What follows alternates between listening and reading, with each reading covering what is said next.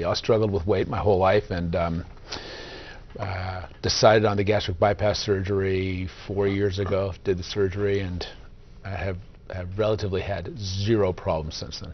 Let's give folks an idea of just what you used to look like. Oh, all right, here we go.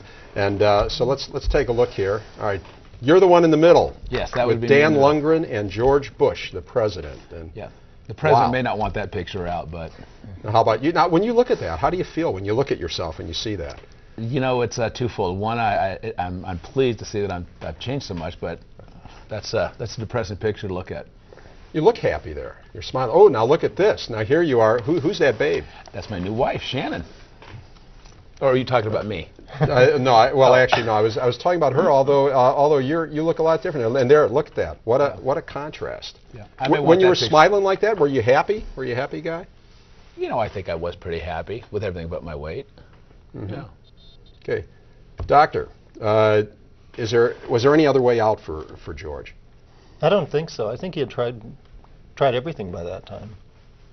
I mean, when George came in, he said that he'd worked with a trainer, he worked with a private nutrition coach, he had a dietitian and a cook come in his house, and then he'd gone around the country looking for weight control programs that he hadn't tried. So I think at that point he had exhausted all possibilities. When folks come into you, are you ready to operate on them, or do you do other things first to see if there's other ways they can lose weight? Well, usually they don't come in unless they've already tried numerous other ways. And what you really have are two criteria that you have to meet. One is the patients have to meet a weight and height criteria that declare them as being morbidly obese, such as the patient you showed earlier and George when he first came in.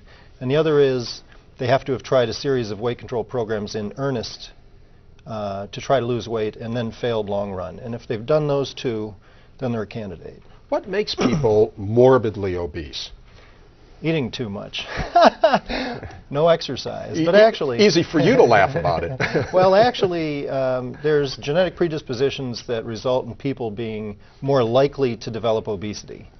But what's really going on is we've got eating patterns in our society that play off of those genetic predispositions, and that's really the problem. So when our patients come in, they're the ones that have suffered the most from those genetic predispositions in combination with our lifestyle.